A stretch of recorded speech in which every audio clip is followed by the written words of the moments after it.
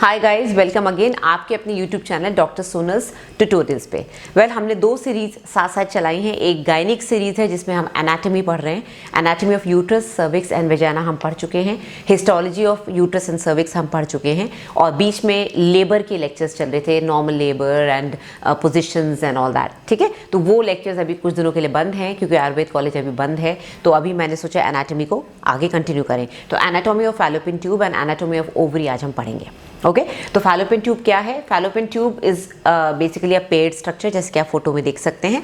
दोनों तरफ से ट्यूब्स निकलती है यूट्रस के। Very very important structure, very very important for conceiving. Infertility में सबसे ज़्यादा अगर प्रॉब्लम्स होती हैं तो ओवुलेशन में, यानी कि ओवरी में और फैलोपियन ट्यूब्स में रहती हैं। ठीक है, तो ये पेयर्ड स्ट्रक्चर होता है। इसकी लेंथ होती है around 10 centimetre, that is 4 inches. इसकी दो ओपनिंग्स होती हैं, वेरी वेरी ऑब्वियस। यूट्रस के अंदर जो ओपनिंग है वो बहुत छोटी 1 मिलीमीटर होती है, और जो एब्डोमेन में खुलता है दैट इज फिम्ब्रिया की तरह खुलता है, वो हम अभी आगे पढ़ेंगे। फिम्ब्रियल ओपनिंग होती है which is around 2 millimetre, anatomical opening. ठीक है, कमिंग टू द स्ट्रक्चर में अगर देखें तो 4 पार्ट होते हैं। इंट्राम्यूरल यानी कि इंटरस्टिशन, जो कि यूट्रस की दीवार के अंदर होता है। तो यूट्रस की दीवार इतनी मोटी होती है, यूट्रस की जो वॉल है, मस्कुलेचर है, दैट इज क्वाइट थिक। उसके अंदर जो फैलोपियन ट्यूब का पार्ट है दैट इज कॉल्ड इंटरस्टिशियल या इंट्राम्यूरल, और इसको एनाटॉमिकल स्फिंक्टर भी बोलते हैं। बहुत छोटा होता है, just about 1.25 centimetres long. 1.25 centimetres long यानी कि यूट्रस की थिकनेस 1.25 सेंटीमीटर्स है। ठीक है, और 1 मिलीमीटर इसकी छोटी सी एक ओपनिंग होती है, और ये पूरा 1 मिलीमीटर ही थिक होता है। इसमें कोई लेंथ में, इसकी विड्थ में वेरिएशन नहीं होता है। ठीक है, तो जितना आपको यूट्रस के अंदर वो ओपनिंग 1 मिलीमीटर दिख रही है, उतनी की उतनी वो बाहर तक रहेगी जब तक दूसरा पार्ट शुरू नहीं हो जाता। Alright, 1.25 centimetres long. Now isthmus very important, generally straight structure होता है, एकदम पतला सा होता है। 2.5 मिलीमीटर इसकी डायमीटर होता है, 2.5 सेंटीमीटर इसकी लेंथ होती है। यहीं पर हम लोग लाइगेशन करते हैं। लाइगेशन यहाँ पर करने से क्या होता है कि वापस अगर खोलना पड़े तो, क्योंकि इस्थमस की जो डायमीटर है वो चेंज नहीं होता, 2.5 सेंटीमीटर थे कि उतने का उतना ही रहता है, जितना यहाँ था उतना ही वहाँ था, उतना ही डायमीटर, यूनिफॉर्म डायमीटर रहता है। तो इसको वापस से ओपन करके और जोड़ना, रीएनास्टोमोसिस ईजी होता है, रीकैनालाइजेशन ईजी होता है। इसलिए इस्थमस में ही हम लोग लाइगेशन करते हैं। फिजियोलॉजिकल स्फिंक्टर बोलते हैं इसको। Then comes ampulla. ना एक चीज़ और मैं आपको बताऊंगी इस्थमस के बारे में कि ये इसमें लॉन्गिट्यूडनल और जो सर्कुलर मसल फाइबर्स हैं दोनों होते हैं, और ये नैरोएस्ट पार्ट होता है जो ट्यूब है उसका। ऑल्दो नैरोएस्ट तो इंट्राम्यूरल या इंटरस्टिशियल होता है, बट वो हमको दिखता नहीं क्योंकि वो जो है यूट्रस की वॉल के अंदर होता है। थिकनेस जो होती है उसके अंदर चल रहा होता है, लाइक अ ट्यूब अंदर चल रहा होता है, लाइक अ खनाल। बट ये जो बाहर दिखती है ट्यूब, ये जो 4 पार्ट्स, उससे सबसे पतला पार्ट इस्थमस होता है। ठीक है, तो इसमें दोनों लॉन्गिट्यूडनल और सर्कुलर मसल्स होती है। एम्पुला सबसे चौड़ा होता है और इसकी विड्थ जो है वो चेंज होती रहती है। ये वाइड एंड होता है, 5 सेंटीमीटर इसकी करीब लेंथ होती है, जैसे कि आप देख सकते हैं। और इस्थमस से शुरू होगा तो ऑब्वियसली थोड़ा पतला ही होगा क्योंकि इस्थमस वहाँ जाके इससे जुड़ गया, लेकिन आगे जाते जाते ये चौड़ा हो जाता है। ठीक है, तो एम्पुला इज द पोर्शन, वो पार्ट है ट्यूब का जहाँ पर फर्टिलाइजेशन होता है। मतलब कि मेल एंड फीमेल के जो स्पर्म्स एंड एग्स हैं वहाँ मिलते हैं, फर्टिलाइजेशन होता है, फिर 3 दिन बाद 4 दिन बाद वो थोड़ा सा डिवाइड होने के बाद, ब्लास्टोसिस्ट बनने के बाद यूट्रस में वापस जाके इम्प्लांट हो जाता है। Okay, so this is the part where all the fertilisations they happen. ठीक है, इसमें सबसे ज़्यादा maximum number of mucosal folds यानी कि प्लाइके होते हैं। एम्पुला के अंदर जो म्यूकोजल जो इसका पार्ट होता है, ट्यूब में 3 पार्ट्स होते हैं, अभी हम पढ़ेंगे। तो अंदर वाला जो म्यूकोजल पार्ट है उसमें सबसे ज़्यादा फोल्ड्स होते हैं, क्योंकि इन फोल्ड्स की वजह से इसका जो है वॉल्यूम, इसका एरिया ज़्यादा होता है, और इन फोल्ड्स की वजह से जो अंदर सेल्स हैं वो खूब सारे सीलिएटेड सेल्स होते हैं जो कि ओवम को अंदर की तरफ पुश करने की कोशिश करते हैं और हेल्प करते हैं। जब इसको वापस यूट्रस की तरफ पुश करना है, जब इसको फिम्ब्रिया से सक करके एम्पुला में आता है, तो उस समय ये सेल्स काम आते हैं। ठीक है, तो इसमें सबसे ज़्यादा म्यूकोजल फोल्ड्स हैं और सबसे ज़्यादा डायमीटर इसी का है। ठीक है, इनफंडिबुलम इज 1.25 सेंटीमीटर्स, इससे छोटा होता है, लॉन्ग इतना नहीं होता है, और ओनली 6 मिलीमीटर्स इन डायमीटर। ठीक है, इसका डायमीटर काफ़ी चौड़ा हो जाता है एम्पुला का अगर देखें तो this is infundibulum, and then this infundibulum ends into fimbria. मैंने छोटा सा डायग्राम बनाया, आप देख सकते हैं। Fimbria is basically finger like projections, ऐसे करके वो ट्यूब जो है ओवरी को ऐसे पकड़ के रखती है, और उसमें से एक सबसे लंबा होता है जिसको ओवेरियन फिम्ब्रिया बोलते हैं। ये ओवरी से अटैच्ड होता है विद अ स्मॉल लिगामेंट, ये ओवरी से चिपका हुआ होता है। ठीक है, तो fimbria is it surrounds the abdominal ostium. Fimbria ऐसे करके एक ओपनिंग होती है और यहाँ पर वो ओपनिंग होती है ऑस्टियम, जो एब्डोमिनल ऑस्टियम है, और उसके ऊपर ऐसे फिंगर्स करके ये फिम्ब्रिया चिपका हुआ होता है। फिम्ब्रिया से लटक रहा होता है। एक लॉन्ग होता है, बाकी जो कि ओवेरियन फिम्ब्रिया बोलते हैं, ये ओवरी से अटैच्ड होता है। Alright, then coming to the structural parts of sorry 1 second, I am sorry, मेरा मोबाइल मैं साइलेंट करना भूल गई। Alright, so structure of the fallopian tube, 3 layers होती है। सबसे ऊपर जो है वो ऑब्वियसली जो पेरिटोनियल लेयर है, सीरस लेयर है, सबके ऊपर पेरिटोनियम होता है। यूट्रस के ऊपर भी हमने पढ़ा था सेरोसल लेयर होती है, वैसी फैलोपियन ट्यूब के ऊपर सेरोसल लेयर होती है, which is nothing but peritoneum on all sides. Tube के ऊपर, जैसे आप ये डायग्राम में देख सकते हैं, ट्यूब के ऊपर की तरफ भी पेरिटोनियम है, चारों तरफ पेरिटोनियम, बस नीचे की तरफ पेरिटोनियम का एक पतला सा एक लेयर है जो कि नहीं है, क्योंकि वहाँ पर आके वो मीजोसाल्पिंग्स बनता है, वहाँ पर आके रिफ्लेक्शन होता है पेरिटोनियम का। तो जब रिफ्लेक्शन होता है तो वो वाला एरिया थोड़ा सा खुला छूट जाता है, तो वहाँ पर पेरिटोनियम नहीं होता है। तो this is a serous layer. Then coming to the muscular layer, muscular, अच्छा, इन बिटवीन सीरस लेयर के जस्ट नीचे एक सब सीरस लेयर होती है। सब सीरस लेयर में बेसिकली सारे small blood vessels and lymphatics होते हैं जो कि ब्लड इसको ट्यूब को सप्लाई करते हैं। जब भी हम ट्यूब को ट्यूबल लाइगेशन करते हैं तो हमको इन ब्लड वेसल्स को बांधना पड़ता है या फिर इनको कॉटरी करनी पड़ती है, इनको हीमोस्टैटिक एक कोई एजेंट से बंद करना पड़ता है, वरना ये ब्लीड करते हैं। होते छोटे छोटे but just below the sub serous layer, just below the serous layer होता है। Then muscular layer, muscular layer में आउटर लॉन्गिट्यूडनल है और इनर वाले सर्कुलर है, ठीक है। तो बाहर वाले लॉन्गिट्यूडनल, इनर वाले सर्कुलर, ये हमने यूट्रस में भी पढ़ा था, नॉर्मल लेबर में भी पढ़ा था कि यूट्रस के भी ऐसा ही अरेंजमेंट होता है मसल्स का। Then coming to the mucous membrane, mucous membrane में 3 तरह के सेल्स होते हैं, ठीक है, ciliated, non ciliated and some peg cells. Now peg cells जो है हमको पता नहीं एग्जैक्टली क्या करते हैं। Ciliated cells as it the name indicates, जिसमें सीलिया होता है, इस तरह से उनका बालों का मूवमेंट होता है, और फाइन सीलिया अंदर अंदर एक फ्लूइड चैनल क्रिएट करते हैं। उस फ्लूइड चैनल, क्योंकि ट्यूब के अंदर फ्लूइड होता है, सिक्रीटरी सेल्स फ्लूइड सिक्रीट करते हैं, तो जो फ्लूइड होता है उसके साथ साथ ओवम को पुश करते हैं। तो ओवम में क्या है, स्पर्म की तरह टेल नहीं है, ovum can not move, it is immobile. तो ओवम को पुश करने के लिए ये सीलिएटेड सेल्स काम आते हैं, ठीक है। नॉन सीलिएटेड सेल्स और peg cells basically secretory cells होते हैं। ये पायरुवेट करके एक सिक्रीशन बनाते हैं जो कि अंदर जो एग है उसको जिंदा रखने के काम आता है। 24 आवर्स तक उसको जिंदा रखना है तो उसको न्यूट्रिशन देते हैं, और जब ये जाइगोट में कन्वर्ट हो जाता है, स्पर्म आके इसको फर्टिलाइज कर देता है, तो 4 दिन तक वो ट्यूब में रहता है, तब तक उसको सारे सिक्रीशंस जो है न्यूट्रिशन प्रोवाइड करते हैं। तो पेग सेल्स और नॉन सीलिएटेड सेल्स का यही काम है, ठीक है। ये हो गया सीलिएटेड सेल्स। ना म्यूकस मेम्ब्रेन बनी किन सेल से, ये कॉलमनर सेल्स होते हैं। जितनी भी अंदर हमारी बॉडी के अंदर की इनर लाइनिंग्स हैं वो सब कॉलमनर सेल से बनती हैं। इसीलिए फैलोपियन ट्यूब के कैंसर को एडिनोकार्सिनोमा बोलते हैं, not squamous carcinoma but adenocarcinoma, ठीक है।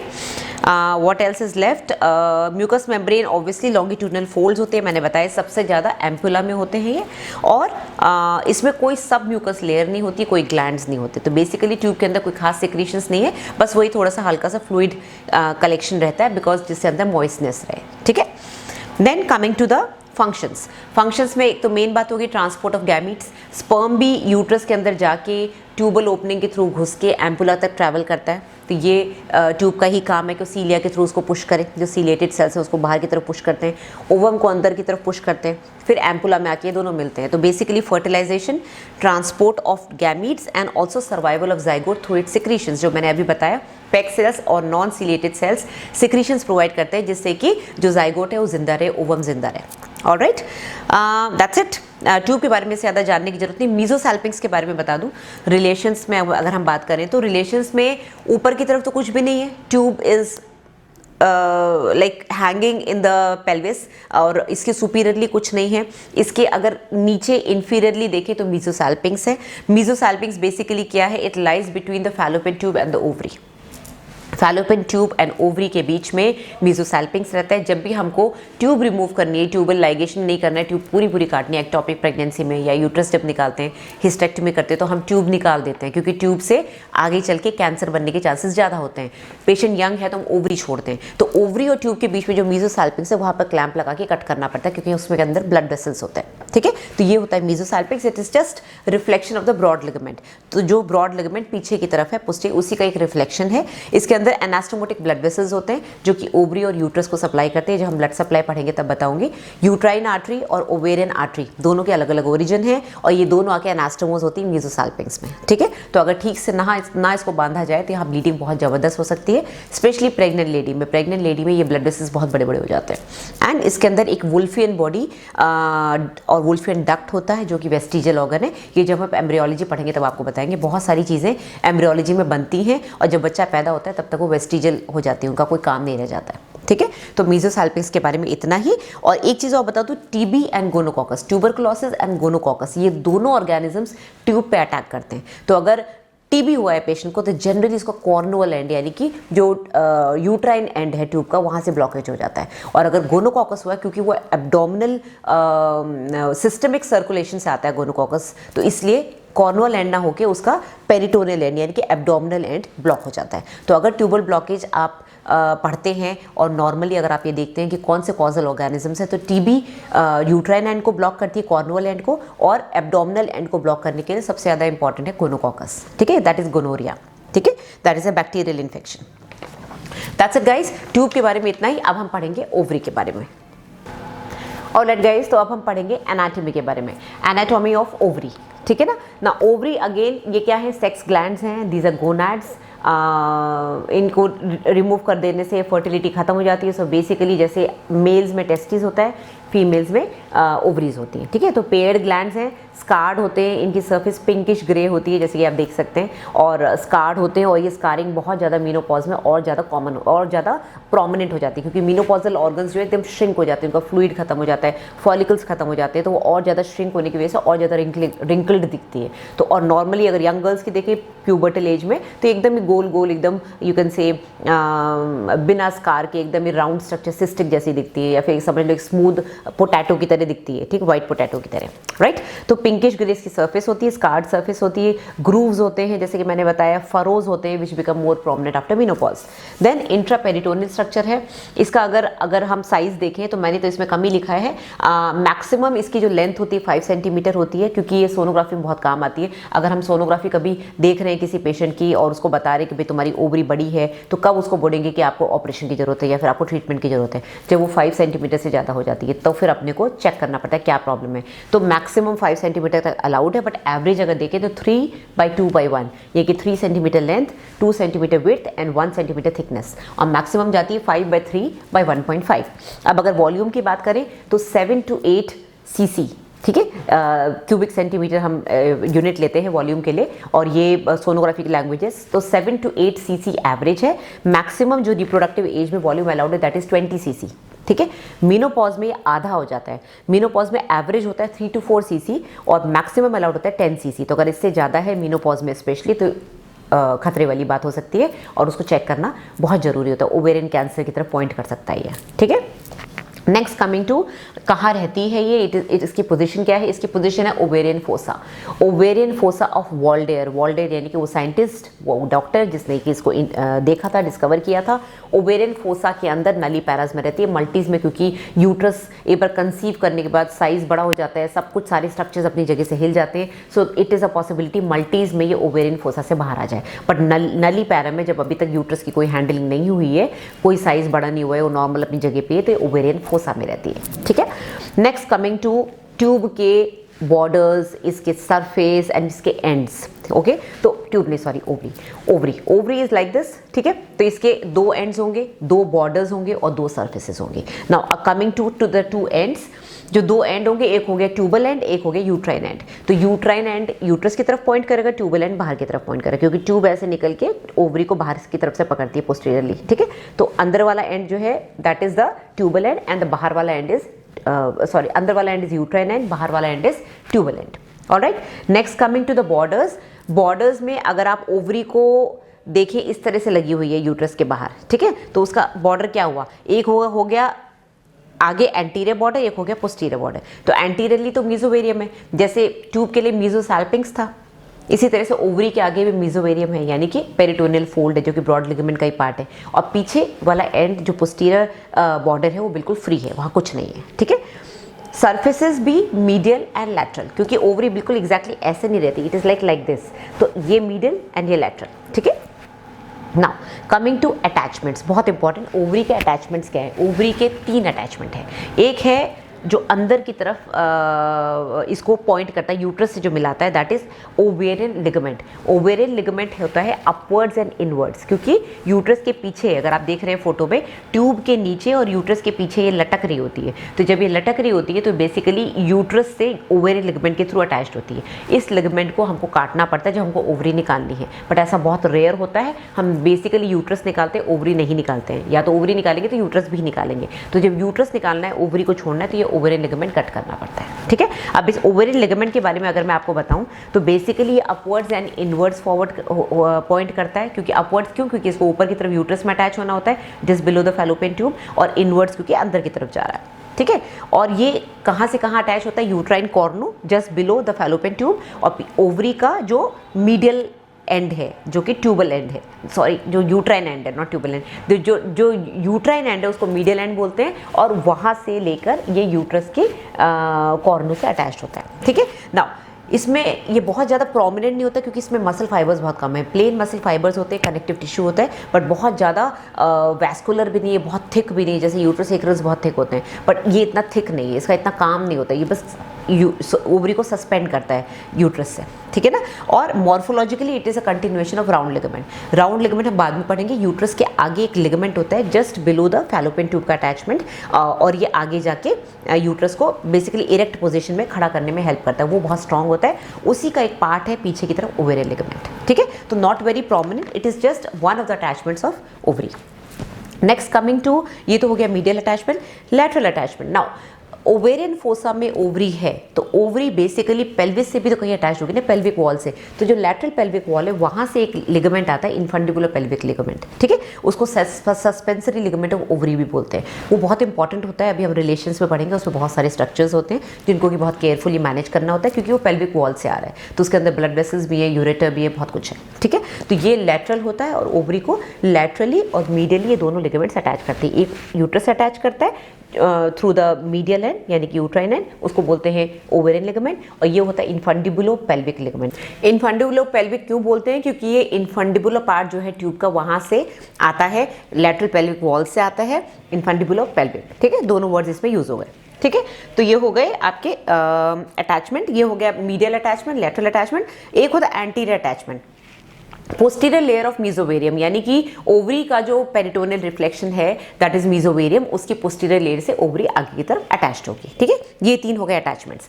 Coming to relations of ovary and जो सुपीरियर बॉर्डर है। अब आपको पता है कॉमन एलिक आर्टरी 2 में डिवाइड होती है, external iliac and internal iliac. External iliac basically leg को सप्लाई करती है, तो एक्सटर्नल एलिक ओवरी की जस्ट ऊपर होती है, ठीक है। एक्सटर्नल एलिक ओवरी को ऐसे क्रॉस करके ऊपर से चली जाएगी, तो सुपीरियरली अगर देखिए तो ओवरी के ऊपर एक्सटर्नल एलिक आर्टरी है। अगर अपन एंटीरियरली देखें तो एंटीरियर बॉर्डर में मेसोवेरियम है, ठीक है, यानी कि पोस्टीरियर ब्रॉड लिगामेंट। जो ब्रॉड लिगामेंट आपको पता है यूट्रस में जो फैन शेप का एक पेरिटोनियम पूरा लटका होता है, एंटीरियर पोस्टीरियर उसकी लीफ होती है, तो जो पोस्टीरियर ब्रॉड लिगामेंट है वो ओवरी के एंटीरियरली होता है, अगर एंटीरियर रिलेशन देखेंगे, ठीक है, through which blood vessels, ovarian blood vessels, ovarian artery, ovarian veins and ovarian nerves, ये जो है यहाँ से एंटीरियरली जो ब्रॉड लिगामेंट ऑफ लीफ है उससे निकल के ओवेरियन हाइलम में जाती है, ठीक है। तो ये तो हो गया anterior relation. Coming to posterior relation, posteriorly ovary के पीछे कुछ नहीं होता। अब उसके और आगे देखिए क्या होता है, तो बेसिकली ट्यूबल एम्पुला आ सकता है कई बार, क्योंकि ट्यूब कई बार ऐसे टॉर्चुअस होती है, तो उसका एम्पुला ओवरी को पीछे की तरफ से कवर करता है। हालांकि फिम्ब्रिया तो पीछे से पकड़ता है, बट एम्पुला कई बार उसके पोस्टीरियर रिलेशन में आता है। और यूरेटर, क्योंकि वो पीछे से आ रहा होता है, क्रॉस कर रहा होता है, हम यूरेटर का कोर्स बाद में पढ़ेंगे। एंड इंटरनल आइलैक आर्टरी, ये जो है ओवरी से थोड़ा सा दूर रहते हैं, लेकिन और बीच में इनके पेरिटोनियम रहता है, ठीक है। तो ये तो हो गया posterior relation, superior relation, anterior relation. Coming to medial surface, medial surface में क्या होगा आप खुद ही सोचिए। मीडियल सर्फेस में not uterus but actually fimbrial end of the tube. इसकी जो मीडियल सर्फेस है उसमें fimbrial end of the tube रहेगा, क्योंकि वो जो हमने बताया था वो अटैचमेंट वो बॉर्डर था। We are just talking about the relations, okay. तो मीडियल इसका रिलेशन क्या होगा, उसमें fimbrial end of the tube आएगा और लैटरल सर्फेस में it is in contact with the ovarian fossa. तो अगर ओवरी को आप इस तरह से देखेंगे तो उसका मीडियल सर्फेस में फिम्ब्रिया है और लैटरल सर्फेस में ओवेरियन फोसा है। ओवेरियन फोसा जो कि लैटरल पेल्विक वॉल में होता है, ठीक है। इसमें इन्फंडिबुलर पेल्विक लिगामेंट भी होता है और ऑब्चुरेटर नर्व्स भी होती हैं। ऑब्चुरेटर नर्व्स जो है ओवरी के लैटरली ओवेरियन फोसा में रन करती हैं और इसीलिए जब ओवरी एनलार्ज करती है ट्यूमर के समय तो ओवेरियन ट्यूमर में सबसे पहले पेन कहाँ आता है, मिडिल साइड ऑफ थाई में, क्योंकि ऑब्चुरेटर नर्व जो है कंप्रेस होती है, ठीक है। ये एक बहुत ही प्रैक्टिकल पॉइंट है। ओवेरियन फोसा अगर मैं आपको रिलेशन बताऊं तो ओवेरियन फोसा के ऊपर एक्सटर्नल आइलेक वेन है, ओवरी के ऊपर एक्सटर्नल आइलेक आर्टरी रहती है और ओवेरियन फोसा के ऊपर एक्सटर्नल आइलेक वेन रहती है, क्योंकि पेल्विस में आर्टरी और वेन साथ साथ चलती हैं। Artery and vein anteriorly posteriorly रहती है, ठीक है। तो ओवेरियन फोसा के ऊपर एक्सटर्नल आइलेक वेन है, पोस्टीरियरली वही जो ओवरी का है ureter and internal iliac blood vessels, तो बीच में पेरिटोनियम आ गया and then laterally to the peritoneum separating the obturative blood vessels and the nerves। जो ओवेरियन फोसा की जो लैटरली है वो पेरिटोनियम होता है जो कि ऑब्चुरेटिव ब्लड वेसल्स और नर्व्स को सेपरेट करता है, ठीक है। तो बेसिकली फोसा एंड ओवरी उन दोनों के रिलेशंस ऑलमोस्ट सेम है, right. Next coming to attachment हमने कर लिए। फंक्शंस, फंक्शन क्या होगा ओवरी का, well germ cell production, ovum बनाना। बेसिकली अगर ओवरी नहीं होगा तो अंडे नहीं बनेंगे और पेशेंट प्रेग्नेंट नहीं होगी। तो germ cell maturation and of course उनका स्टोरेज एंड रिलीज। तो बचपन से जब बच्ची पैदा होती है वो जितने फॉलिकल्स लेके पैदा होती है वही फॉलिकल्स प्यूबर्टी में जाके आगे जाके ग्राफियन फॉलिकल, प्राइमोर्डियल फॉलिकल बनते हैं, उसमें से ओवा निकलता है और धीरे धीरे यही फॉलिकल्स कम होते होते मेनोपॉज हो जाता है, ये खत्म हो जाते हैं सारे। तो ओवरी के अंदर ये सारे फॉलिकल्स होते हैं, सारा ये स्टेरॉइडोजेनेसिस करती है, खूब सारे स्टेरॉइड्स बनते हैं, हार्मोन्स बनते हैं, oestrogen, progesterone, androstenedione, testosterone, 17 alpha hydroxy progesterone, inhibin, ये सब बनता है, बहुत सारे हार्मोन्स बनते हैं। तो बेसिकली रिलैक्सिन, ये सारे हार्मोन्स ओवरी बनाती है। तो इसका ये फंक्शन रहता है। Fertilisation, not exactly fertilisation but sexual जो कैरेक्टरिस्टिक्स होते हैं लेडी के अंदर वो सारे ओवरी की वजह से डेवलप होते हैं। And of course menstrual cycle and pregnancy, everything is regulated by ovary. Coming to the structure, that is the last part. Now, ऊपर जो व्हाइट कलर की शाइनी मेम्ब्रेन देखते हैं that is tunica albuginea, okay. That is a stromal cells जो कि thickened होते हैं और ट्यूनिका एल्बुजिनिया होते हैं। उसके जस्ट ऊपर एक क्यूबिकल सेल होता है जर्माइनल एपिथेलियम। तो जर्माइनल एपिथेलियम और उसके जस्ट नीचे क्यूबिकल एपिथेलियम जिसको कि हम बोलते हैं ट्यूनिका एल्बुजिनिया, ठीक है। कॉर्टेक्स में अगर आते हैं हम, कॉर्टेक्स बेसिकली उसके अंदर सारे फॉलिकल्स भरे पड़े हैं। तो फॉलिकल्स में क्या क्या है, प्राइमोर्डियल फॉलिकल है, मैच्योरिंग फॉलिकल है, ग्राफियन फॉलिकल है, कॉर्पस लूटियम जब ओवर निकल जाता है तो येलो कलर का फैट आ जाता है, that becomes Graafian, corpus luteum, corpus albicans, जब कॉर्पस लूटियम से येलो फैट निकल जाता है तो एल्बिकन्स बन जाता है और बाद में जब मेनोपॉज की तरफ जाती है तो एट्रिटिक फॉलिकल। ये सारे फॉलिकल्स इसके कॉर्टेक्स में रहते हैं, ऑलराइट। इसके अंदर सेक्स हार्मोन्स बनते हैं, ओवुलेशन होता है, इसके हम अलग वीडियो में पढ़ेंगे कि ओवुलेशन कैसे होता है, क्या चेंजेस होते हैं। फंक्शनल यूनिट्स हैं ये बेसिकली जो लेडी को प्यूबर्टी से लेके मेनोपॉज तक लेके जाती हैं, ठीक है। और उसके अंदर कॉर्टेक्स के अंदर होता है medulla. Medulla is basically what, connective tissue with some little bit of muscle and blood vessels. So medulla में लूज कनेक्टिव टिश्यू है, फ्यू अनस्ट्राइप्ड कॉन्ट्रेक्टाइल सेल्स जो कि मसल्स हैं जो कि बहुत ज़्यादा प्रोमिनेंट नहीं है, ब्लड वेसल्स एंड नर्व्स हैं, ठीक है ना। मेडुला के अंदर दो तरह के सेल्स हैं, एक हाइलस सेल्स हैं जिनका कि फंक्शन बहुत क्लियर नहीं है और एक interstitial cells of theca sales है, इंटरस्टिशियल थीका सेल्स जो कि टेस्टिस में जो इंटरस्टिशियल सेल्स ऑफ लीडिग हैं उससे ऑलमोस्ट पैरेलल हैं, ठीक है। तो इनका काम क्या है, ये एंड्रोजन सिक्रीट करते हैं और ऑब्वियसली हम फीमेल्स के अंदर भी एंड्रोजन्स टेस्टोस्टेरोन होते हैं जो कि बाद में पेरिफेरली ईस्ट्रोजन में कन्वर्ट हो जाते हैं।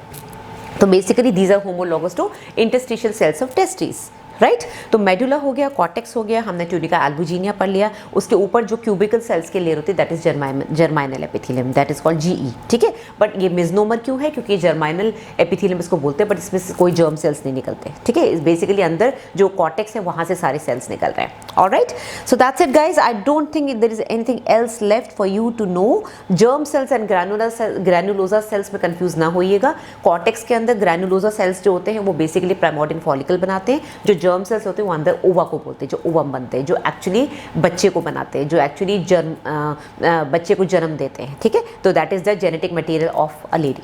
ऑलराइट, सो हम नेक्स्ट लेक्चर में मोस्ट लाइकली पढ़ेंगे anatomy of the perineum. Let's see मैं कब बना पाती हूँ. तो if you like this lecture please इसको लाइक करें, शेयर करें, चैनल को सब्सक्राइब करें. मेरी पूरी मेहनत रहेगी, पूरी कोशिश रहेगी कि मैं आपको सेटिस्फाई कर पाऊँ. अगर आपके कोई क्वेश्चन है तो आप इनबॉक्स में लिखिएगा, मैं बिल्कुल उसका जवाब दूंगी. Right, so thank you very much, take care and happy new year. ये वीडियो कब अपलोड होगा मुझे पता नहीं, बट आज 30th of January है.